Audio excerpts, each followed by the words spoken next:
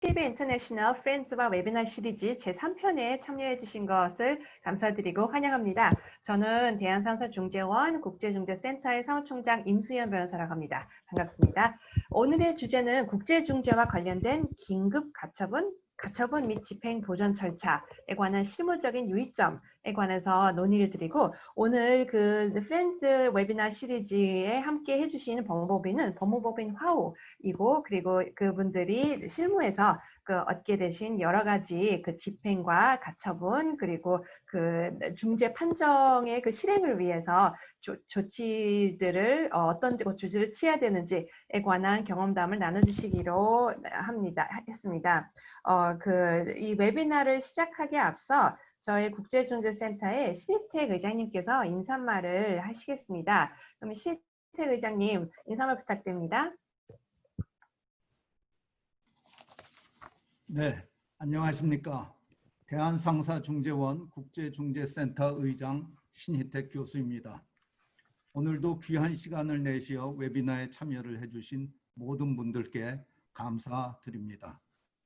먼저 우리 기업 관계자분들께 보다 유리한 분쟁 해결 팁을 공유하고자 귀한 시간을 할애하여 웨비나 준비에 흔쾌히 동참해 주신 법무법인 화우의 이준상 변호사님과 포스코 인터내셔널의 이성재 변호사님, 그리고 화우의 여러 변호사님들께 진심으로 감사의 말씀을 드립니다.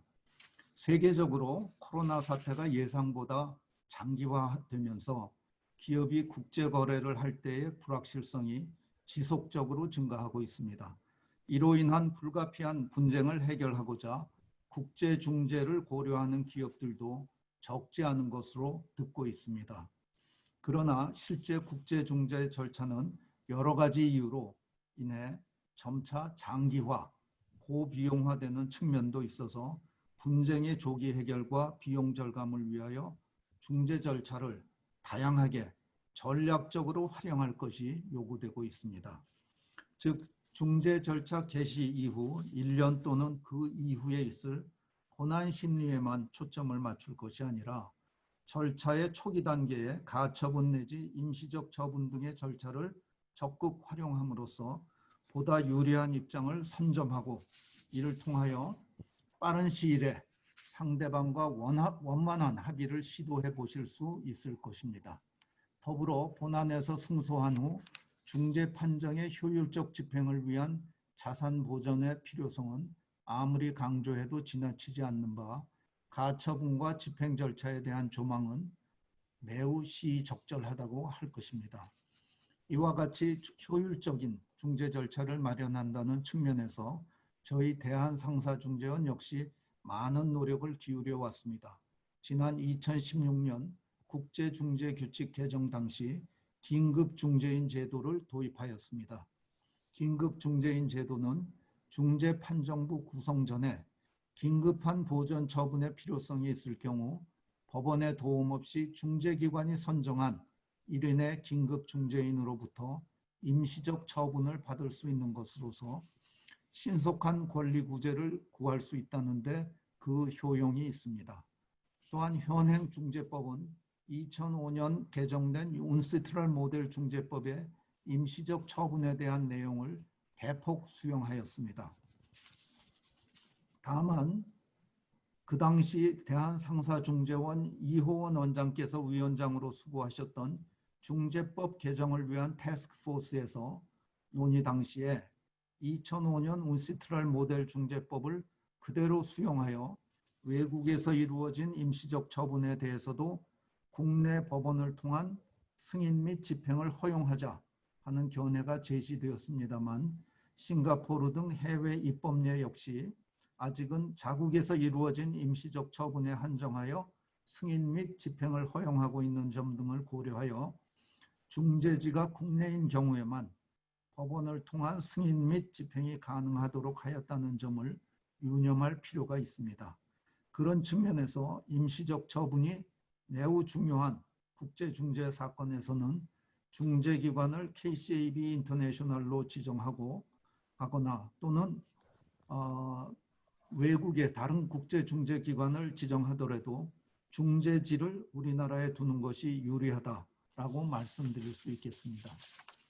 이번 웨비나를 통해 업계 전반에서 활용할 수 있는 긴급중재인 제도, 임시적 처분 등 가처분 제도 전반에 대한 것을 파악하실 수 있는 좋은 기회가 되기를 바람하지 않습니다. 우리 모두가 코로나로 어려움을 겪고 있는 가운데 보다 더 빠르고 현명한 분쟁 해결 방법을 알려드리기 위한 고민에서 시작한 KCAB International and Friends 웨비나가 다양한 주제로 여러분을 기다리고 있습니다. 이달 말에도 4번째 시리즈가 개최될 예정이오니 여러분들의 많은 관심과 성원을 부탁드립니다. 유례 없이 오래 지속되는 장마에 건강 유의하시기 바라며 여러분들의 가정의 평화와 안녕을 기원하면서 제 인사말을 마무리하겠습니다. 감사합니다. 네, 신희태 의장님 인사말 감사드립니다. 예, 제가 조금 있으면은 이 웨비나의 사회자들과 연사들을 소개시켜 드릴 텐데요. 그게 앞서 지금 이 웨비나는 녹화가 되고 그리고 그 녹화된 거를 나중에 KCB 유튜브 채널에 올릴 거라는 거 미리 말씀드립니다.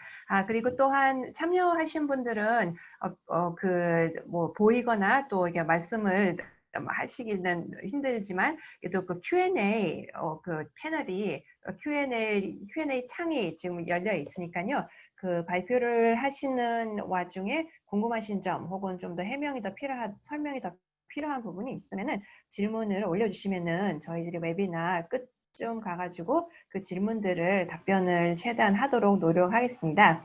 네, 이 정도 행정적인 말씀을 드리고 오늘 웨비나에 그 사회를 보실 법무법인 화우의 이준상 변호사님을 소개시켜드리고 그리고 이준상 변호사님께 말씀을 부탁드리겠습니다. 네, 이준상 변호사님.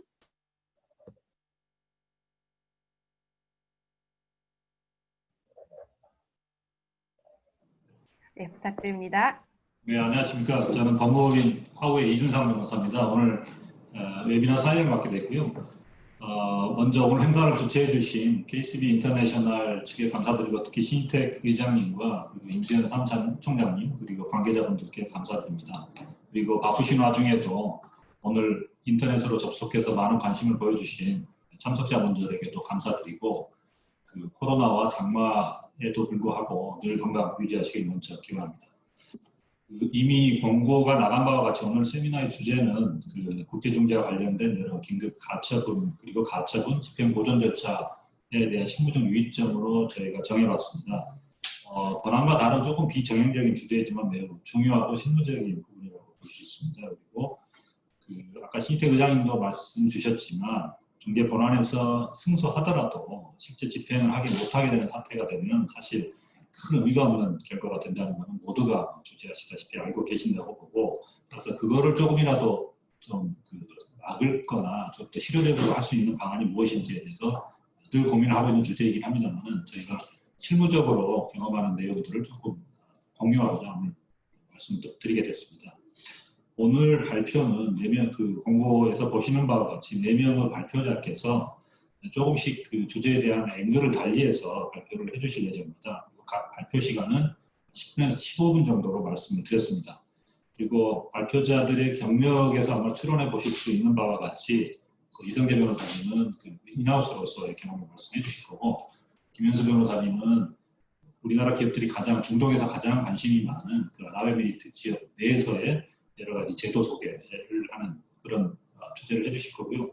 나머지 두 분의 김명환, 김센 변호사님께서는 그동안 국제중개 업무를 수행하는 과정에서의 여러 가지 그 경험을 같이 실어서 말씀해 주실 예정입니다. 그리고 4분의 발표를 순서대로 듣고 나서 일괄적으로 Q&A에 대한 시간을 갖도록 하겠습니다. 그럼 먼저 제가 첫 번째 발표자분을 먼저 소개를 해드리겠습니다. 첫 번째 발표는 지금 현재 포스코 인터내셔널에서 사내 변호사로 근무하는 이성재 변호사님이 해주실 예정인데요. 이 변호사님은 국내 로스쿨을 졸업하시고 미국 UC 데이비스 로스쿨에서 LLM 과정을 마치신 후에 한진해운 등에서 근무하다가 현재는 포스코 인터내셔널 법무팀에서 과장으로 근무하고 계십니다. 그럼 이 변호사님의 발표를 듣도록 하겠습니다. 이 변호사님 진행해 주시면 감사하겠습니다. 네, 이준상 변호사님 소개 감사드립니다. 저는 포스코 인터내셔널에서 국제 법무 그룹에서 근무하고 있는 이성재 변호사라고 합니다. 제가 오늘 웨비나 참석하신 여러분들과 함께 이야기해 보고 싶은 부분은 저희 회사에서 실무적으로 제가 했던 경험 중에 그 경험을 통해서 제가 조금 느꼈던 부분들을 여러분들과 한번 나눠보고자 이렇게 말씀을 드리게 되었습니다. 이런 기회를 주신 대한상사중재원 여러분들께 감사의 말씀을 먼저 드립니다.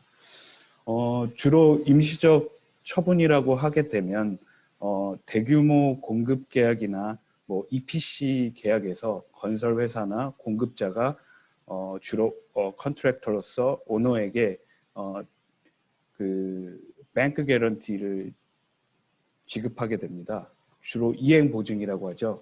이러한 퍼포먼스 본드라고 하는데 이러한 본드를 공급자로서 제공하더라도 물품의 하자 또는 기타 여러 가지 사유 때문에 지속적으로 지급 청구에 대한 위험이 있는 것이 사실입니다. 그리고 지속적으로 연장 요청이 있는 것도 사실입니다. 그 대기의 경우 계약에 있어서 한 10% 정도의 그 이행보증금을 지급하게 되는데요. 그 10%에 있어서 연장 비용은 보통 3개월에서 6개월, 12개월 정도 단위로 이루어지게 되는데 그때마다 경우에 따라서는 우리나라 돈으로 3천만 원에서 6천만 원 이 정도의 돈이 계속 연장 비용으로 소요가 되게 됩니다. 그렇기 때문에 이런 부분에 있어서 그 이행보증의 지급금지 가처분을 해야 할 필요성이 건설업자나 공급자로서는 필요하게 됩니다. 이 경우에 그 국제거래에 있어서 국제중재로 해결하는 방안이 있지만 실무적으로 가장 먼저 생각해 볼 수 있는 부분은 국내 금융기관, 그 이행보증 개설은행에 대해서 지급금지 가처분을 국내 절차로 진행하는 부분이 가장 먼저 고려해 볼 수 있겠습니다. 왜냐하면은 그 국제 중재를 통해서 declaratory relief나 order 그런 것들을 interim relief 등으로 해결하기 위해서는 그 중재는 국내 그 보전 처분보다 훨씬 더 비용이 많이 들고 그 중재 판정부의 구성이나 여러 부분에 있어서 많은 시간이 소요되게 됩니다. 그렇기 때문에 그것보다는 국내에서 바로 집행이 가능한 그 가처분 집행이 가능한 그 국내 가처분 절차를 진행하게 되고 국내에 있어서는 기본적으로 생각이 가처분 절차의 경우에는 3주 정도에 걸쳐서 진행되게 되고 뭐 신청에 대한 한 차례 신문이나 서면 신문으로 대개적으로 신속하게 이루어지는 것이 사실이기 때문에 국내 가처분을 먼저 고려하게 됩니다. 실무적으로는. 그런데 이러한 실제 이제 저희가 국내 지급금지 가처분을 했을 때 인용이 되기까지는 상당한 어려움이 있습니다. 현실적으로 그런 어려움이 있는데요. 그 우리나라 대법원 같은 경우에는 신청인으로서는 수익자가 그 보증 의뢰인에게 아무런 권리를 가지고 있지 못함에도 불구하고 은행 보증의 추상성이나 무인성을 이제 악용하여 보증인에게 청구하는 것이 객관적으로 명백한 권리남용의 정도에 이르러야 이러한 그 이행보증증권의 지급금지 가처분을 인용해주고 있습니다. 이 부분을 상당히 소명하기가 어려운데요. 신청 입장에서는 상당히 어려움이 있습니다. 그러한 부분에서 또 아울러 대개 중거법이 영국법이나 기타 외국법인 경우, 뭐 중동이나 여러 국가인 경우에는 가처분 심리에 있어서 수익자가 아무런 권리가 없다. 그 권리남용적인 청구라는 부분을 소명하기가 굉장히 어렵습니다. 그래서 예상과 달리 다른 국내 가처분 신청 절차와는 달리 3주 정도가 아니라 오히려 2개월에서 3개월 정도 더 오래 걸리는 경우가 상당히 많이 있습니다. 그러므로 국내 지급 보증에 있어서 지급금지 가처분에 인용할 수 있는 부분은 굉장히 실무적으로 어려운 부분이 있습니다. 그렇기 때문에 저희가 이제 그 다음 차선으로 생각해 볼 수 있는 거는 국제 중재를 신청하면서 대금 청구나 이제 본안에 관한 청구를 하면서 아까 말씀드린 Declaratory Relief나 Order를 같이 신청하는 경우가 있는데, 그런 경우도 역시 아까 말씀드렸던 것처럼 중재판정부의 구성이나 심리 등에 있어서 상당한 기간이 소요되기 때문에 그 기간 동안에도 여전히 그 본드콜의 위험은 살아있게 되고 문제가 있습니다. 그 경우에서 다시 한번 생각해 볼 수 있는 게 아까 의장님께서 최초에 말씀해 주실 것처럼 긴급 중재인 제도가 있습니다. 그 긴급 중재인 제도는 이제 나중에 자세하게 다음 패널 분들이 자세하게 설명드릴 수 있겠습니다. 그래서 그 추가 비용이 발생하고 긴급 중재는 뭐 하루 이틀에 걸쳐서 긴급 중재인이 선임되고 절차도 굉장히 한 14일, 2주 안에 진행이 되기 때문에 그 긴급 중재 제도도 상당히 저희가 이용해 볼 수 있겠습니다. 그래서 정리해서 말씀드리면 실무상으로 저희가 그 공급자로서 이행보증보험에 대한 가처분을 고려해야 될 때는 그 국제중재사안에서 우리 법원은 국내에서 지급금지 가처분을 신청할 경우에는 매우 엄격한 조건으로 사기적, 권리남용적 행사에 대해서만 가처분 신청을 인용해주고 있기 때문에 그 인용의 가능성이랄까, possibility가 굉장히 낮다고 볼 수 있습니다. 그렇기 때문에 실무적으로는 국제중재 절차에서 긴급 중재인 제도나 사전에 준비가 필요한 충분한 본안에 대한 수준에까지 검토를 통해서 충분히 소명을 할 수 있는 자료를 가지고 중재 신청을 하면서 그 긴급 중재 제도 등을 고려해서 여러 가지 각자 가장 보증금 지급을 금지시킬 수 있는 가장 효율적인 그 방안을 초기부터 검토를 통해서 전략을 잘 수립해서 진행을 해야 될 것 같습니다. 이상입니다. 경청해 주셔서 감사합니다.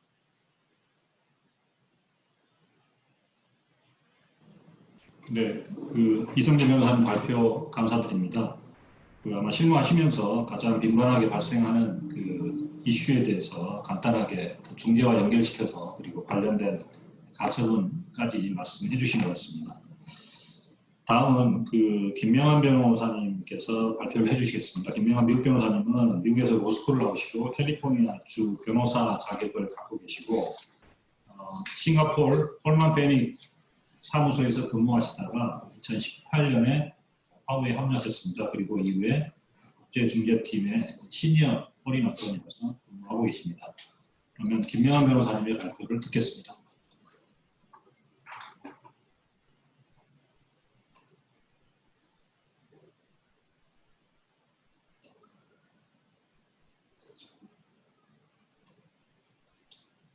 안녕하십니까.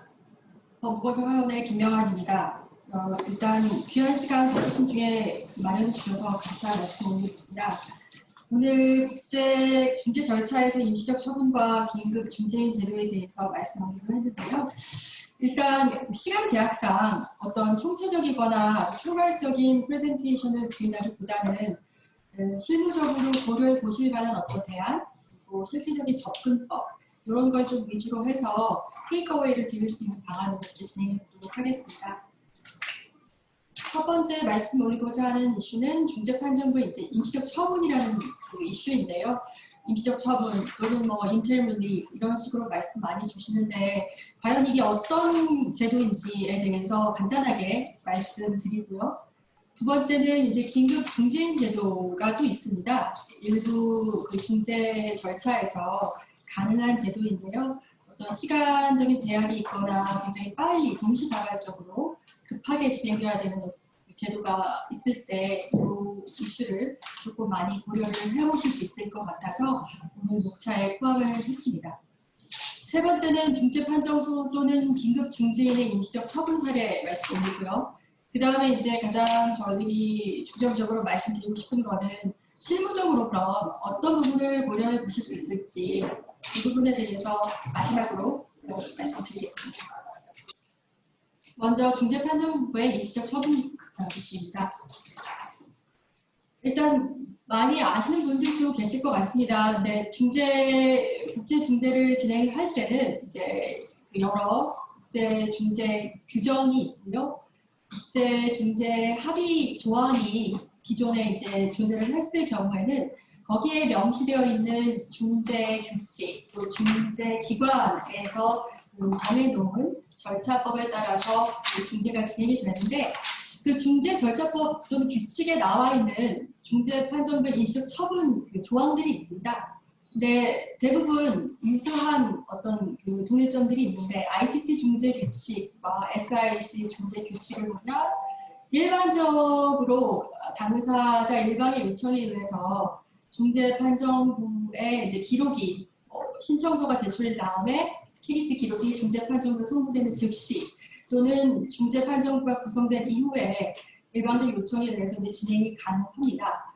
중재 판정부가 이제 이때 적절하다고 인정하는 내용이 있으면 임시적 처분을 명할 수가 있는데요. 그 임시적 처분을 내리는 데 있어서는 대체로 요건들이 있는데 첫 번째는 본안에 대한 합리적인 인용 가능성이 있어야 되고 그 다음에 사안이 너무나 긴박하다라는 부분이 입증이 돼야 됩니다. 그리고 회복 불가한 어떤 손해 위험이 있다는 부분도 입증이 되어야 이제 이런 임시적 처분을 명할 수가 있습니다. 신청 당사자에게 이제 담보 제공을 명할 수도 있고 또는 이런 명하는 폴맷이라고 하죠. 형식은 명령이나 또는 판정의 형태로 나올 수가 있습니다. 이 밖에도 이제 국제 중재와 관련된 국내 중재법이라든지 또는 홍콩 중재센터이죠. HKIAC 중재 규칙에서도 유사한 내용의 이제 임시적 처분 관련된 조항들을 찾아볼 수가 있습니다. 또 대한상사 중재원 KCB 중재 규칙도 보면 일방의 신청에 의해서 이런 임시적 처분이 가능하다고 명시되어 있고요. 그리고 중재판정부가 적절하다고 생각하는 내용을 임시적으로 재량에 따라서 명할 수가 있다고 나와 있습니다. 담보의 제공도 가능하다고 나와 있고 말씀드린 것처럼 명령이나 판정의 형태로 이런 임시적 처분이 가능합니다. 그러면 다음에 임시적 처분이라는 게 그러면 어떤 취지에 어떤 상황에서 어떤 형태로 나올 수 있는가에 대해서 말씀을 드리고 싶은데요. 한 3가지 정도로 구분을 해볼 수 있을 것 같습니다. 첫 번째는 스테터스코, 현상을 유지해야 되는 그런 긴박한 상황일 때 예를 들면 이건 이제 실질적으로 발생된 어떤 사례들 저희들이 이제 봐왔던 어떤 선례들을 바탕으로 해서 예를 조금 들어봤는데요. 변질이 될 수 있는 물품을 급박하게 매도를 하고 그 매매 대금을 에스크로 계좌에 예치하라라는 명령을 구했을 때는 사실은 불가피하게 분쟁을 진행하지만 그로 인해서 발생될 수 있는 추가 손해를 이제 방지할 수 있는 그런 효과는 있겠죠. 두 번째는 분쟁 대상 물품 처리를 금지하라. 일단 현상 유지하고 문제 본안에서 분쟁이 해결된 다음에 이제 이 사안에 대해서는 해결하겠다라는 취지로 그런 금지 명령을 내리기도 합니다. 그리고 저희들이 또 접해봤던 선박 건조 사안에 있어서는 선박 건조는 지속을 하되 선급금을 지급해야 되는 바이어 쪽에서도 선급금은 지속적으로 에스크로 계좌에 예치를 하라라는 명령을 득한 상황도 있습니다. 두 번째 이제 임시적 처분의 예시 큰 틀에서 보면 집행을 보전하는 그런 취지의 임시적 처분이 있을 텐데요. 첫 번째는 자산의 어떤 형해화, 흔히 영미 쪽에서는 dissipation of asset이라는 표현을 많이 쓰는데요. 자산의 형해화라든지 주식의 처분 자체를 금지하라라는 명령을 구함으로써 당사자들의 이제 분쟁이 지속되는 동안에 자산이 없어지거나 또 은닉되거나 형해화되는 그런 상황을 방지하는 그런 효과가 있습니다. 또한 자산을 외부에 또는 외국에 유출하는 걸 금지하라라는 명령도 구할 수가 있겠고요. 그리고 세 번째 큰 틀에서 보면 임시적 처분 예시는 중재 절차 자체의 어떤 원활한 진행과 또는 실효성을 담보하기 위한 그런 임시적 처분도 있겠습니다. 예를 들면 증거 자료 자체를 보전하라는 명령을 명시적으로 내리는 경우도 있고요. 물론 잘 아시겠습니다만은 각 당사자들이 중재가 진행이 되면 자체적으로 증거 자료 이런 것들을 보전하는 프레저베이션 노티스를 서로 이제 자체적으로 내리기도 하는데요. 그거와 상관없이 이제 자료 보전 명령을 내리는 경우도 보았고, 그리고 중재 합의에 또 반하는 소송을 다른 어떤 지역에서 다른 관할권에서 중복해서 진행하는 것을 금지하라는 엔티수트 인정션 같은 형태의 일시적 처분도 본 적이 있습니다.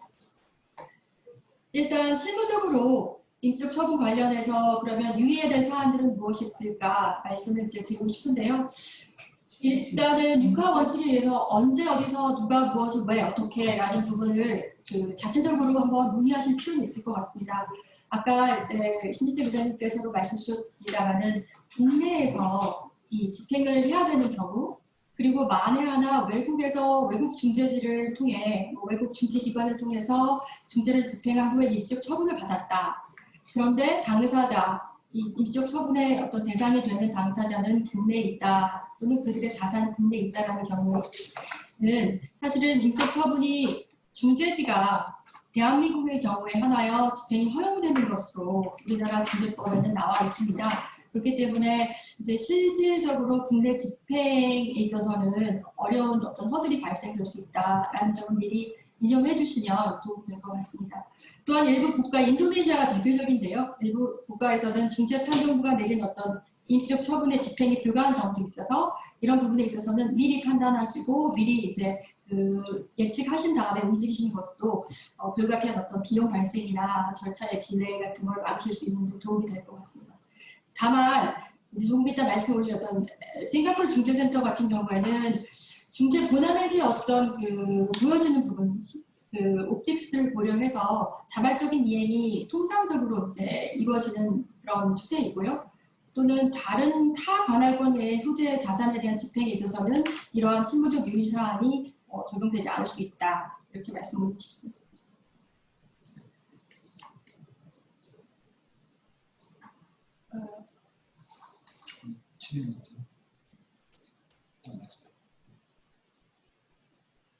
네, 그 다음에는 긴급 중재인 제도에 대해서 말씀을 올리겠습니다. 이런 임시 절차 제도가 있는데 그럼 긴급 중재인 제도는 왜 별도로 존재하느냐에 대해서 생각해 볼 수가 있겠는데요.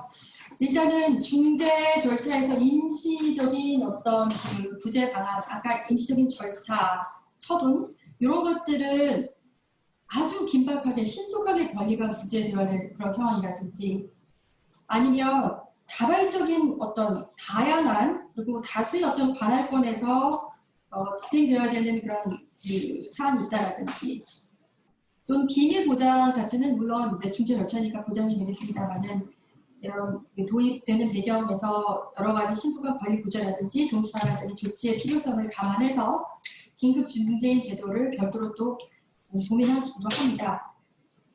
긴급 중재인 제도 같은 경우에는 중재 판정주가 이제 구성되기 전이라도 긴급한 어떤 임시적 처분 신청이 있으면 신속하게 중재기관이 중재인을 긴급하게 선임해서 임시적인 처분을 빨리 내릴 수 있도록 하는 그런 제도를 말합니다.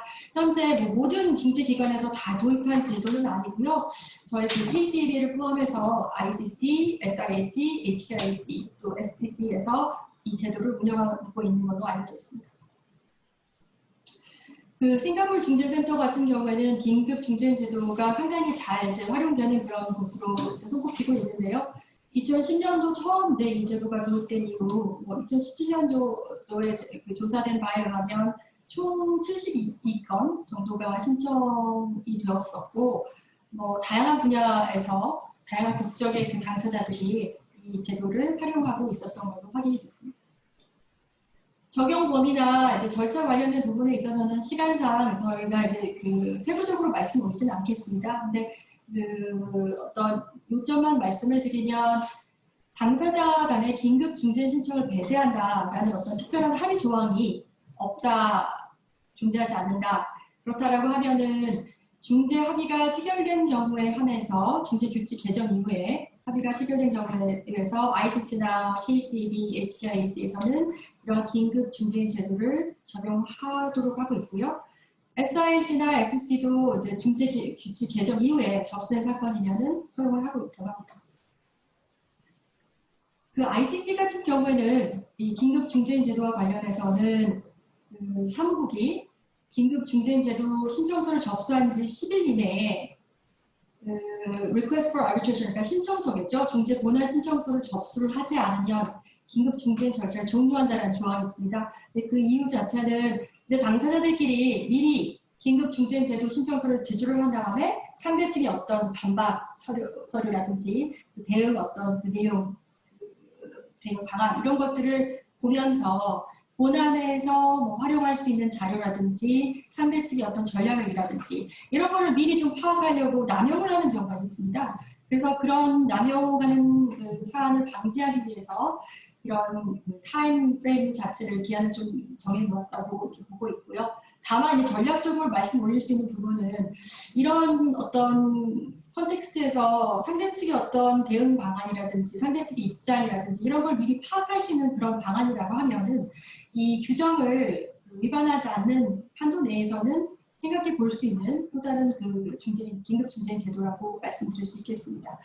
SIC나 HKIC나 KCA는 중재 신청과 동시에 또는 중재판정부가 구성되기 이전에 이런 긴급 중재 제도가 가능하다라고 명시되어 있습니다. 절차도 뭐 그 신청을 받으면 어차피 이제 긴급하게 진행되는 그런 제도이기 때문에 사무국 각 중재 기관 사무국에서는 시급하게 긴급하게 중재를 선정하도록 되어 있고요. 뭐 선정 기한 같은 거는 중재 규정에 이렇게 나와 있어서 별도로 말씀을 세부적으로 드리지는 않겠습니다. 또한 중재기관에서 긴급 처분 신청을 한 때로부터 긴급 중재에 의한 명령 자체는 굉장히 빨리 이루어지게 되어 있습니다. 뭐 사안 자체가 긴급하다고 하니까 본안 뭐 중재에서 진행되는 그런 절차나 규정이 적용되지 않고 통상적으로 약 2주 최대한 소요되는 걸로 알려져 있습니다. 관련해서는 그 긴급 중재 절차에 대해서 비용 납부 규정에 대해서 말씀 올릴 수 있을 텐데요. 이것도 사실은 각 중재 그 규정에 정해져 있는 내용이 있기 때문에 별도로 오늘 말씀을 드리지 않겠습니다.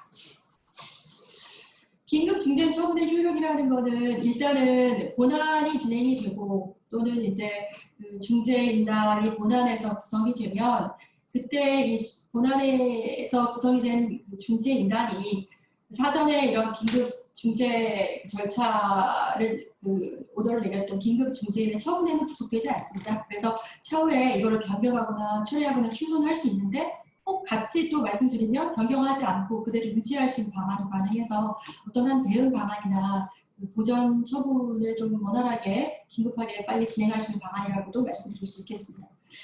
그 다음에는 뭐 당사자가 긴급 중재인의 처분을 따르지 않을 경우는 어떡하냐 이런 이제 질문이 나올 수가 있을 텐데요. 싱가포르나 홍콩에서는 그냥 그 자국 법령으로 긴급 중재인의 처분에 대해서는 강제 집행을 인정을 명시적으로 해놓았습니다.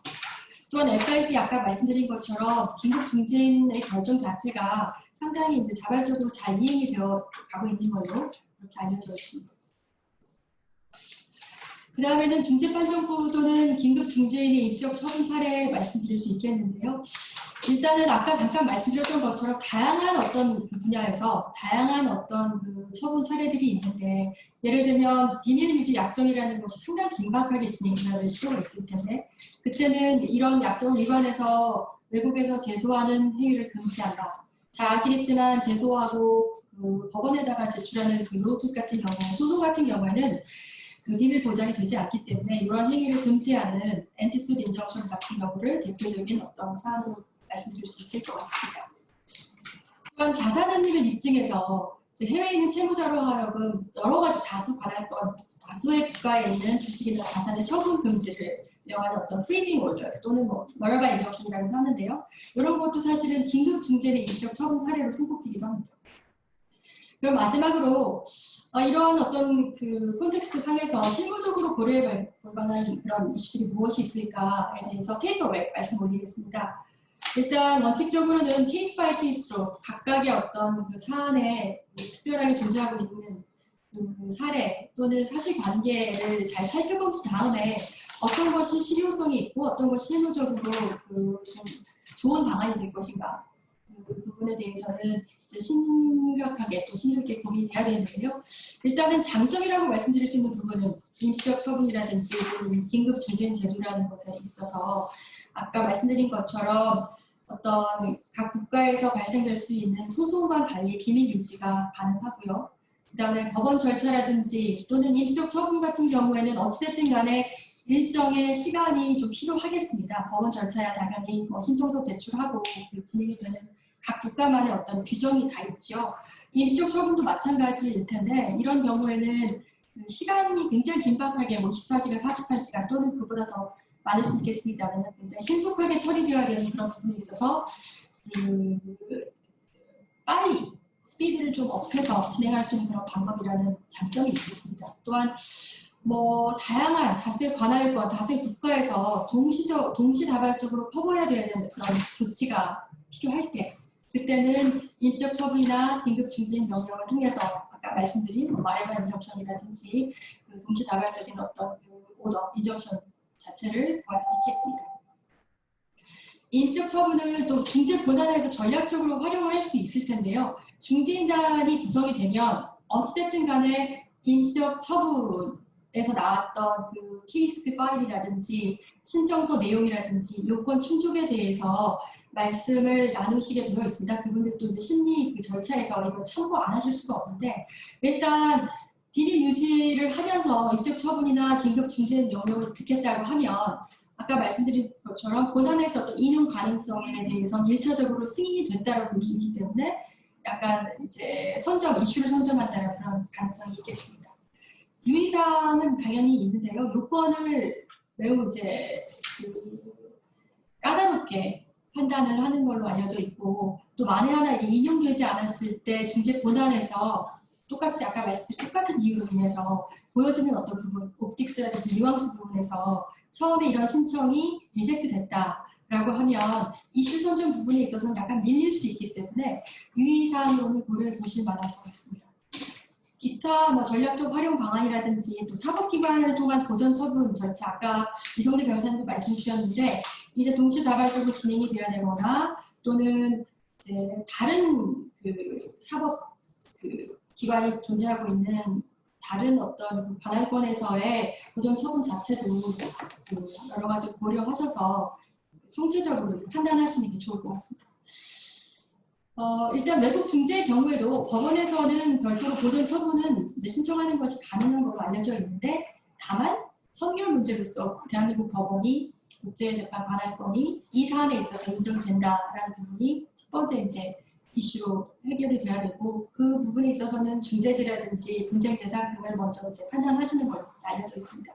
마지막으로 결론적으로 말씀을 드리면 임시적 처분이라든지 아니면 이런 긴급 중재인 제도라는 것이 모든 것을 다 해결할 수 있는 그런 개런티 되는 방안이 될 수는 없겠지만 사안의 어떤 신속성이라든지 아니면 그 특별한 그 사실관계 같은 걸 고려해서 충분히 이슈 선점이라든지 동시다발적인 그 보전 처분을 획득할 수 있는 그런 실무적인 고려 방안은 될 수 있다, 도구가 될 수 있다 그렇게 말씀드리고 싶습니다. 여러 가지로 이제 바쁘실 텐데 들어주셔서 대단히 감사합니다.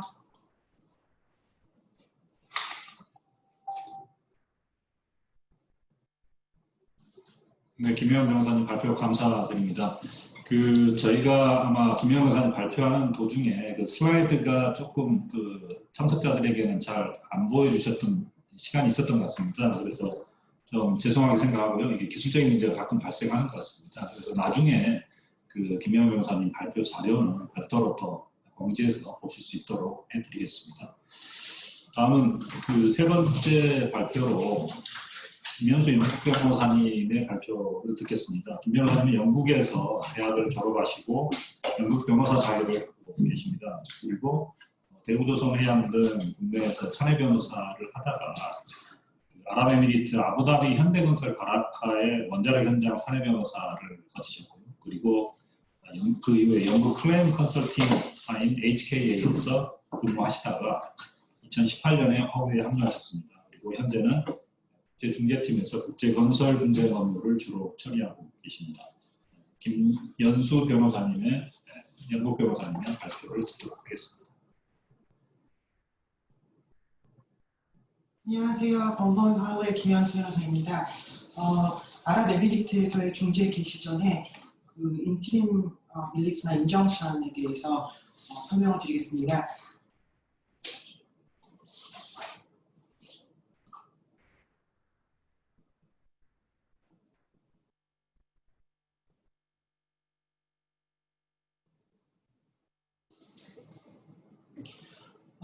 UAE는 기본적으로 UAE 본토, 언쇼어랑 아랍에미리트 내륙 7개 토호 그룹으로 되어 있는데요.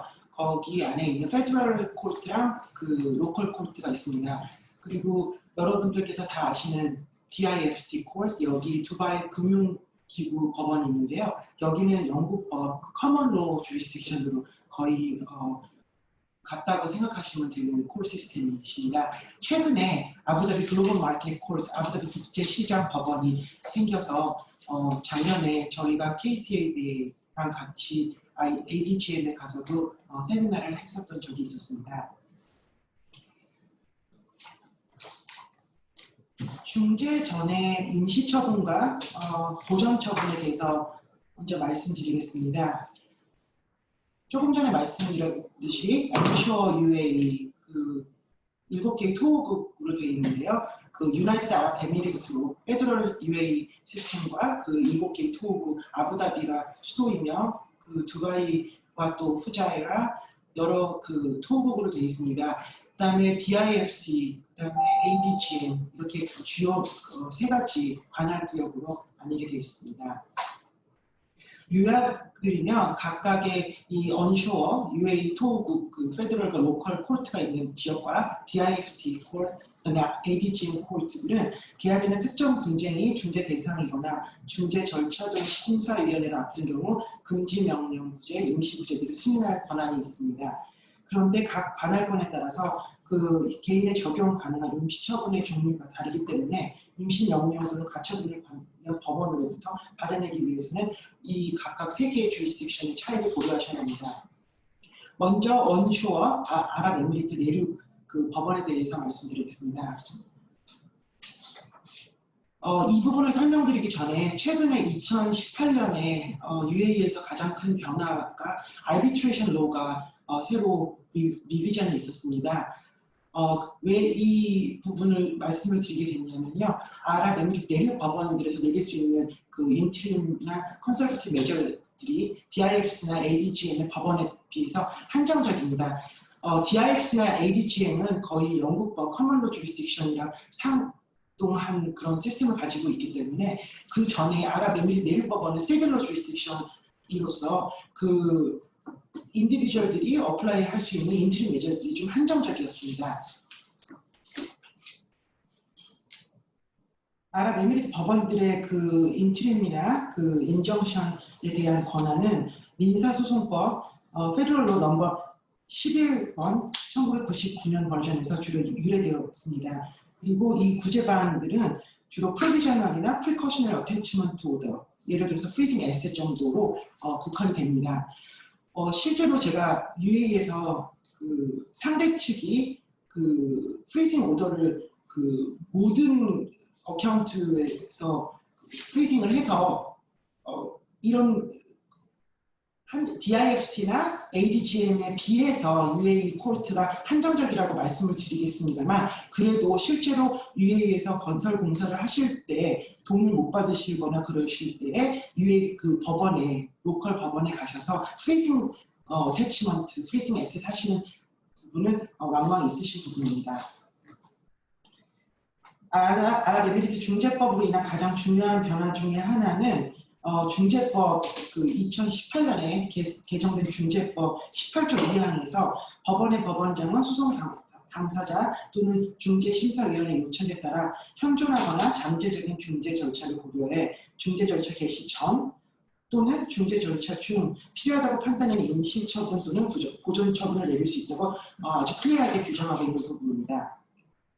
여기서 법원이랑 페더럴 혹은 로컬 법원을 말씀드립니다. 이 조항은 법원이 어떤 특정적인 임시처분 또는 보존처분을 내려야 하는지 규정하지 않으며 단순히 법원이 필요하다고 판단하는 처분을 내릴 것을 규정한다고 되어 있습니다. 즉 onshore 아랍에미리트 내륙 그 법원은 DIFC나 ADGM보다 조금 한정적인 그런 인트림이나 그 컨서버티브 메저를 가지고 있습니다.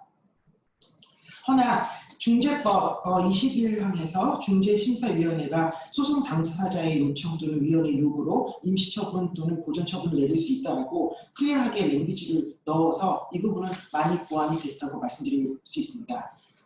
지금 이 부분 A부터 E는 제가 따로 설명을 드리지 않겠습니다. 이 세미나 후에 어떤 내용의 그런 인트림 메저들을 언쇼어 UA 코르트에서 어플라이 하실 수 있는지는 보실 수 있으시겠습니다. 흥미롭게도 중재법 21항 4조에 따르면 임시구제 판결이 내려진 소송 당사자는 심사위원회로부터 서면 허가를 받은 후 15일 이내에 권한을 가진 법원의 명령을 집행할 것을 요청할 수 있습니다. 스피디하게 enforcement를 요청할 수 있는 부분이 있고요. 그 다음에 DIFC 법원에 대해서 말씀을 드리겠습니다. DIFC는 실제로 두바이에 가셔도 DIFC 안으로 가시면 거의 영국 분들이 대부분이 활동을 하고 계시고요. 두바이 안에 영국이라고 보셔도 무관하실 수 있는 그런 좀 인트레스팅한 지역입니다. 잉글랜드 웨일스 법과 거의 비슷한 법 체계를 가지시고 계시고요. Rules of the DIFC Court, 그 에크로님 RDC라고 해서 파트 25 조항은 두바이 국제금융지구 법원에서 내릴 수 있는 임시구제 방편들을 제시합니다. 그 리스트는 실제로 영국에서 있는 Civil Procedure Rule에 있는 그런 어떤 인터임 메저와 아주 비슷하고요. Freezing Order, Disclosure Order, Property Preservation, Inspection Order, Search Order, Anti-Suit Injunction, Interim Payment Order 등의 내용을 가지고 있습니다.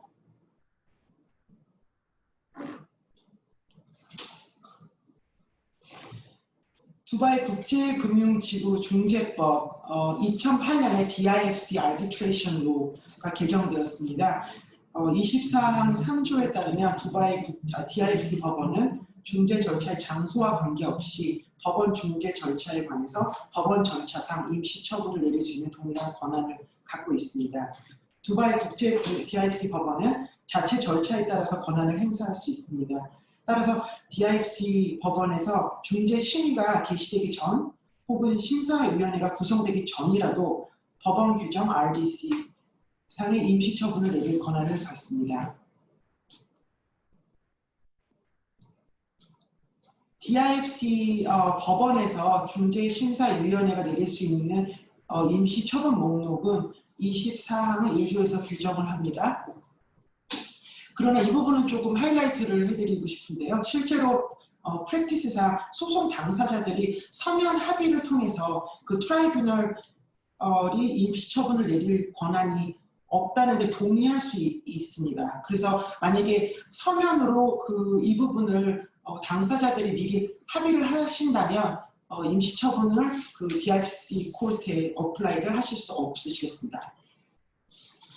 아부다비는 조금 어떻게 보면은 두바이보다 컨서버티브한 그런 좀 성격을 가지고 있는 투어국입니다.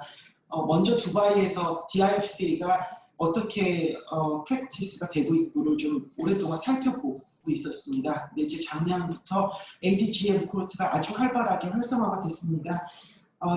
ADGM 코르트는 DIFC 코르트랑 거의 비슷한 그런 성격을 가지고 있습니다. 그래서 지금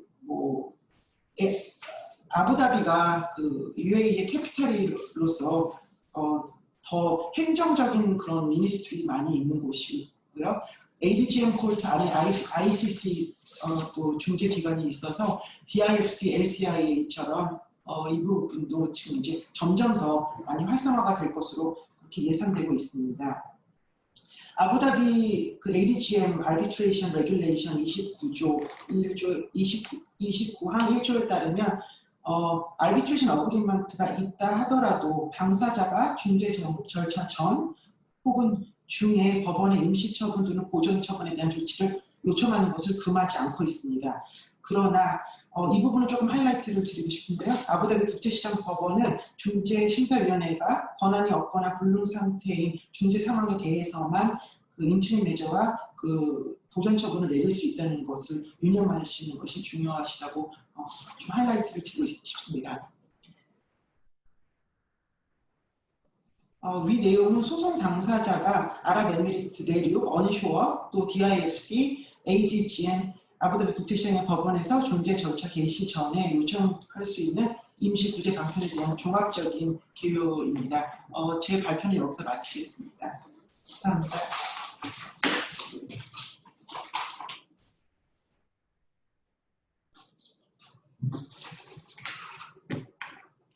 예, 김현수 변호사님 발표 잘 들었습니다.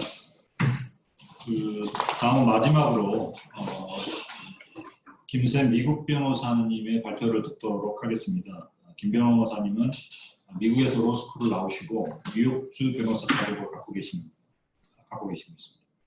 그리고 국내에서 LG전자 해외 법무팀에서 근무하시다가 2013년에 하우에 합류하여 국제중재팀의 포린 어터니로 근무하고 계십니다. 그러면 김샘 변호사님의 발표를 듣겠습니다.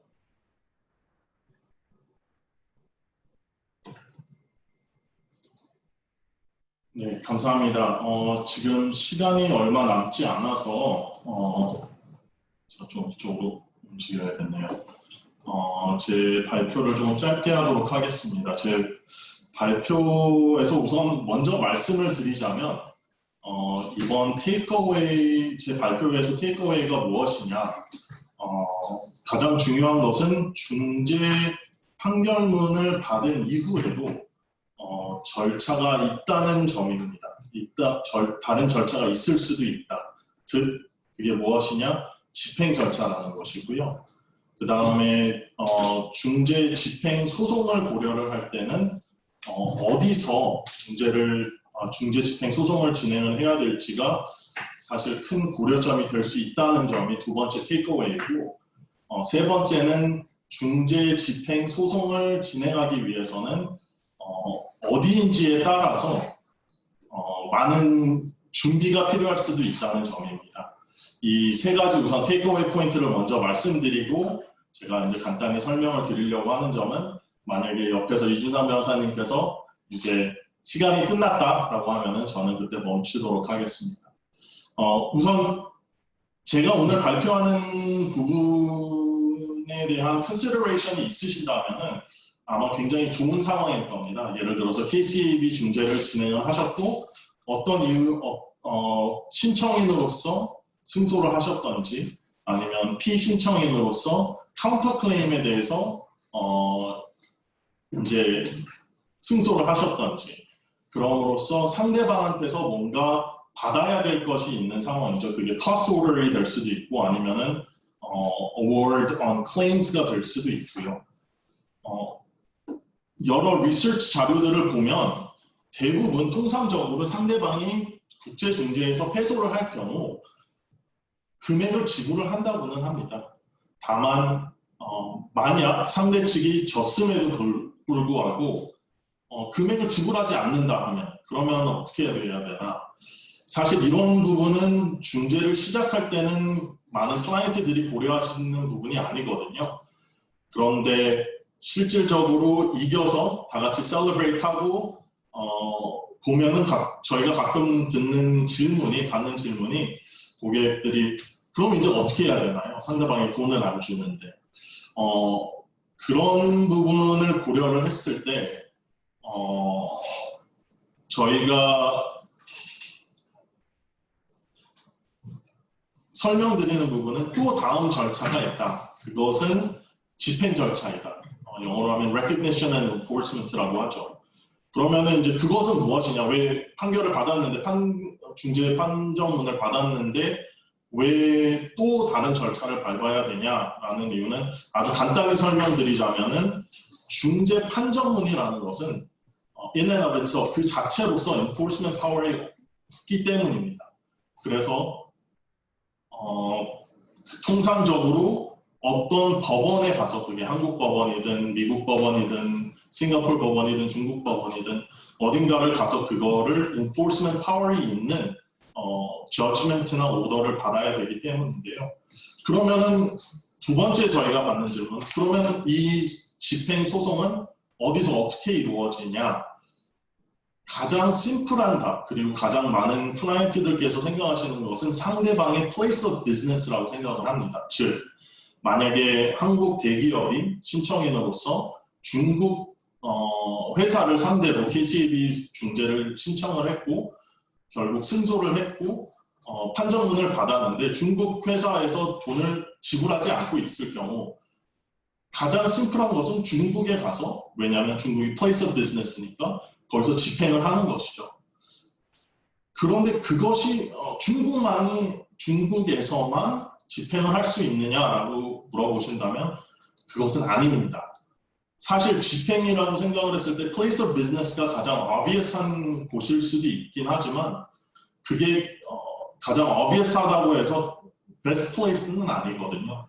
저희가 사실 집행에 대해서 설명을 드릴 때는 간단히 어떻게 말씀을 드리냐면 follow the money, follow the asset.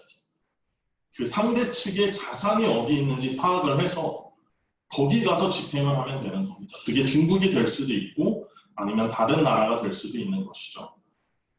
예를 들어서 중국의 아까 설명드렸다시피 KCAB 중재 판결문을 받았고 상대방이 중국 회사인데 Asset Tracing Company를 통해서 찾아보니까 이 중국 회사가 싱가포르에 뱅크 어카운트가 있다.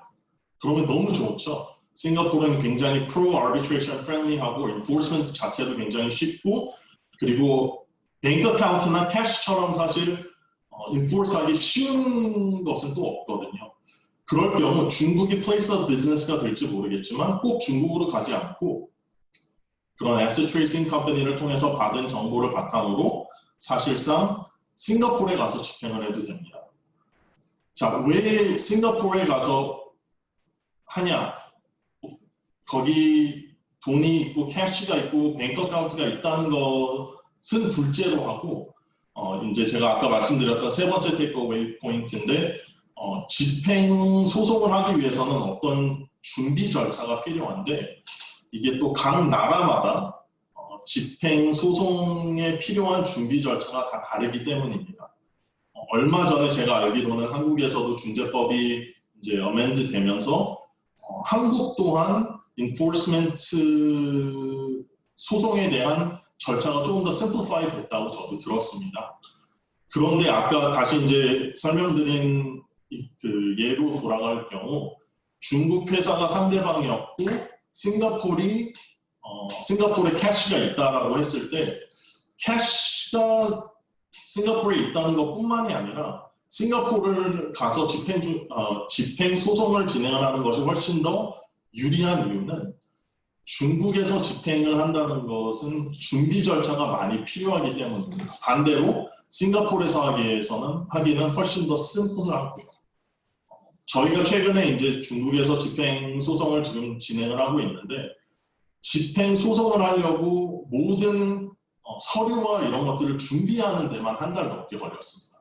요구하는 서류들이 많은 것뿐만이 아니라 그런 서류들에 대한 certification, authentication 절차를 거쳐야 되는데 그게 굉장히 까다롭고 번역이 되어야 되고 그 다음에 reject 당하는 경우가 많기 때문에 예를 들어서 중재 어워드를 어떻게 하냐 KCAB라고 하면 KCAB에다가 저희가 certification and authentication service를 요청을 해서 그거를 이제 받으면 한국에서 받았으니까 저희가 한국 public notary 가서 notarization을 받아야 되고 그 다음에 그게 끝나는 게 아니라 그것을 또 저희가 한국 Ministry of Foreign Affairs로 보내서 certification을 받아야 되고 그거를 받은 이후에 또다시 중국 대사관을 가서 중국 대사관의 certification을 또 받고 중국으로 보내서 그걸 중국어로 다시 다 번역을 한 다음에 제출이 되어야 되거든요. 그런 절차가 한 가지 서류뿐만이 아니라 거기서 요구하는 모든 서류에 대해서 이루어져야 되기 때문에 굉장히 시간이 오래 걸리고 비용이 많이 들고 좀 까다로운 부분이 있습니다. 반대로 싱가포르에서 진행을 할 경우 싱가포르도 물론 이제 certification and authentication은 밟아야 되지만 거기서는 통상적으로 affidavit과 affidavit에 arbitration agreement 및 arbitral award를 어태치를 해서 신청을 할 경우 상대방이 14일 안에 반대하지 않으면 그게 집행 효력이 있게 됩니다. 집행 오더를 받게 되는 거죠. 그래서 제가 시간을 고려해서 여기서 멈춰야 될 것 같은데 우선 중재를 시작하실 때 언제나 고려를 하실 부분은 변호사님들께서 설명드렸던 interim measure, conservatory measure 뿐만이 아니라 이거에 대한 승소 판결문을 받았을 때 언제 어디서 집행을 할지에 대해서 미리 고민을 하시고 그거에 대해서 필요하시면 asset tracing 컴퍼니를 고용을 해서 앞부분에서 미리 그 자산 파악을 해보시고 나중에 또 판결문을 받으신 이후에 다시 한번 또 이제 asset tracing 컴퍼니를 통해 가지고 자산 파악을 하시면은 조금 더 좋은 판결문을 어디서 어떻게 집행을 하는 것이 좋을지 조금 더 큰 그림이 그려지지 않을까 싶습니다. 짧게 설명을 드렸기는 합니다만 언제든지 질문이 있으시면 저희한테 연락 주시면 최대한 다해서 저희가 답을 드리도록 하겠습니다. 감사합니다. 예, 김쌤 변호사님 발표 감사드립니다. 사실 오늘 주제가 국제중재 관련된 긴급 가처분 및 집행 절차라고 해서 집행 보전 절차라고 해서 사실 상당히 포괄적인 주제입니다. 그래서 각 발표자분들께서 해주신 것을 독자적인 세미나를 해도 될 정도의 큰 주제인데 다만 저희들이 실무적으로 키포인트만 몇 가지를 좀 전달해 드리려고 했던 게 목표였기 때문에 좀 주제는 크게 설정을 했지만 실무적으로 이런 포인트도 있다라고 그냥 받아주시면 될 것 같습니다. 그래서 이런 사례들을 자꾸 듣다 보면 이제 실무적으로 좀 더 정교하게 보존 절차를 취한다거나 집행에 대한 준비를 한다거나 하는 그런 절차를 좀 더 고객들과 교신하시면서 완벽하게 하실 수 있을 것이라고 생각을 합니다. 이제 이후는 이제 Q&A 세션인데요. 지금 현재 저희에게 Q&A로 해주셨던 걸로 지금 저희에게 전달된 게 채팅이나 뭐 이런 걸로 Q&A 보면 임시적 처분이나 긴급 중재인의 오더에 대한 이 내려졌을 때 그게 그걸 위반했을 때 제재가 무엇이냐 하는 이제 이런 질의가 들어오셨던 것 같습니다. 조금 일반론이긴 한데 일단 어떻게 보면 명시적인 규칙상의 제재가 있다거나 뭐 이런 거는 사실은 찾기는 어려운데요. 그래도 이제 그게 간접적인 방법이거나 중개 절차에서 실질적으로 작동을 하는 것은 현실입니다. 그걸 위반했을 때에 대한 좀 여러 가지 부정적인 영향이거든요. 그래서 이제 그런 부분을 조금 김명환 변호사님께서 발표하신 부분하고 조금 관련이 돼서 그냥 코멘트만 듣는 것으로 간단히 Q&A에 대한 답을 부탁드리겠습니다. 네, 감사합니다. 법원 잘 아시겠지만 법원의 보전 처분하고 좀 다른 것이 중재 절차에서 나올 수 있는 이제 임시적 처분이라든지 긴급의 어떤 오더라는 거는 법원의 보전 처분하고 달리 그 자체만으로 사실은 집행력이 있다라고 얘기할 수 없습니다. 강제력 집행력은 없다고 봤기 때문에 그런 경우에는 이제 홍콩 아까 말씀드렸고 싱가포르도 말씀드렸습니다만은 우리나라에서도 이제 중재 판정 및 임시적 처분에 대해서 승인 및 강제 집행의 어떤 결정을 신청은 할 수가 있고요. 그러면 신청이 인용이 되면 그 이후에 집행력이라든지 강제성은 담보가 된다고 볼 수 있겠습니다. 근데 이제 그 다음 차후에 나올 수 있는 퀘스천이 그런데 법원의 어떤 강제성이 있는 오더에도 불구하고 이 사람이 이걸 계속 위반한다라고 하면 어떤 페널티가 있느냐? 그거는 이제 강제력 집행력을 가진 법원의 보전 처분을 어겼을 때 나올 수 있는 어떤 페널티라든지 또는 본안에서 사실은 이런 경우가 있습니다. 이 집행력이 있던 없던 간에 이런 임시적 처분을 제대로 지키지 않고 위반을 했다라고 하면 이 사람들이 중재를 아예 포기했다라고 볼 수도 있겠죠. 중재 본안이 진행이 되면 아까 말씀 올린 것처럼 1차적으로 진행이 됐던 임시적 처분에 대한 케이스 파일로 같이 들어가게 되는데 임시적인 처분이라고 하더라도 중재 본안에서 중재인단들이 이 처분 내용이라든지 신청이 인용됐음에도 불구하고 당사자가 계속 지속적으로 위반하고 있다. 거기에 대한 특별한 설명 자료도 제출하고 있지 않다라고 하면 중재 본안에서 미칠 수 있는 악영향이 상당하기 때문에 말씀 아까 드린 것처럼 싱가포르 같은 경우에서는 상당히 지속적으로 그런 부분에 있어서는 자체적으로 커브라이즈가 이루어지는 것으로 보이고요. 보전 처분은 우리나라 케이스에 비해서도 거의 유사한 맥락에서 진행되고 보존이 되고 있는 걸로 알고 있습니다. 그 밖에 저희들이 이제 사실관계에 따라서 조금은 맥락이 다를 수도 있겠습니다만은 그 밖에 다른 어떤 팔로우 퀘스천 있으시면 저희 최선 다해서 좀 말씀드리도록 하겠습니다. 네, 그 김명환 변호사님 답변 말씀 감사드리고요. 한 가지만 첨언하면 아까 김명환 변호사님 발표 내용이 들어 있었는데 이게 사실은 그 임시 처분을 신청하는 그 단계에서부터의 고민은 그게 받아들여지지 않았을 때 본안에 대한 영향이 얼마나 있을 것인지에 대한 것도 상당한 고민 요소입니다. 그래서 만약에 그게 받아들여지지 않았을 때에 대한 리스크를 이미 검토하고 있는 정도로 해서 신청하는 게 이제 중재 판정부에 대한 임시 처분인데요. 그것을 지키지 않는다, 만약에 받아들이는데 상대방이 그걸 지키지 않는다라고 하는 또 상대방에 대한 상당한 부담이 된다는 건 너무 명확한 현실인 것 같습니다. 그래서 저것에 대한 직접적인 페널티가 눈에 보이지는 않지만 그 임시 처분을 위반했을 때에 대한 무게감이라는 것은 사실 중재 현실에서는 상당한 무게감이 있다는 것을 다시 한번 강조해서 말씀드리고요. 혹시 그 이후에 그 오늘 혹은 그 발표와 관련해서 그 질의가 있으시면 저희가 그 전달받는 대로 혹은 저희에게 직접 하셔도 됩니다만은 저희가 할 수 있는 범위 내에서 최대한 답변을 해드리도록 하겠습니다. 그럼 다시 그 임수연 사무총장님에게 마이크를 넘기겠습니다. 네, 그동안 발표해 주신 내용 그리고 질문에 대해서 답변해 주신 내용 잘 들었고 감사드립니다.